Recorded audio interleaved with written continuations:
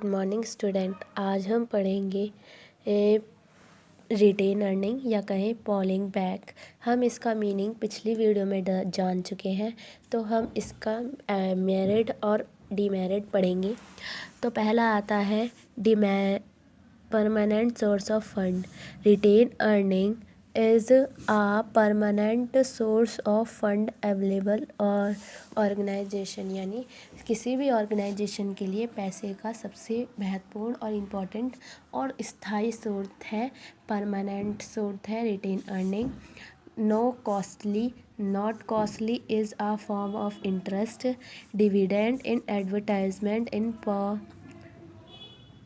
Prospective and include by company getting it, यानी इससे ये बहुत सस्ता है, इकोनॉमिकल है। क्यों है?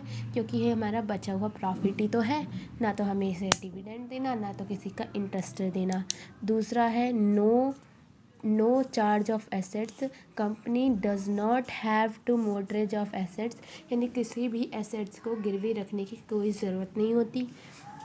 Growth and expansion of business is possible by reinvesting in a retained profit, यानी इन्वेस्ट कर देते हैं प्रॉफिट को, तो हमारा ग्रोथ भी हो जाती है और एक्सपेंशन भी हो जाती है। और हमारा गुडविल, हमारी मार्केट में जो market price of a company share will be increase, ये जो हमारे शेयर्स है इशू करते हैं उनका भी लेवल बढ़ जाता है।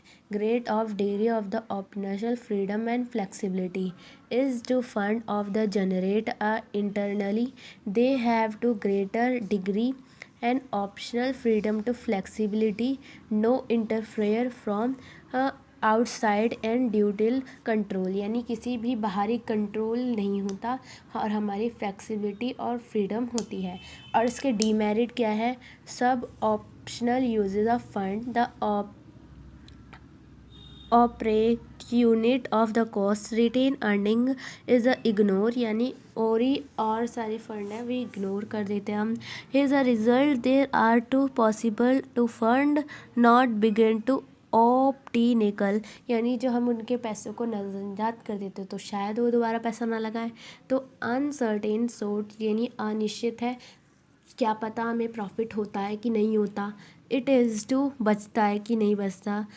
It is a uncertain source of become it available on when the profit high, यानी प्रॉफिट हमारा हाई हो जाता है। ठीक है। और हमारा यह है dissatisfaction among the share holder, यानी शेयर होल्डर के बीच असंतुष्टि जगाता है। क्यों? दे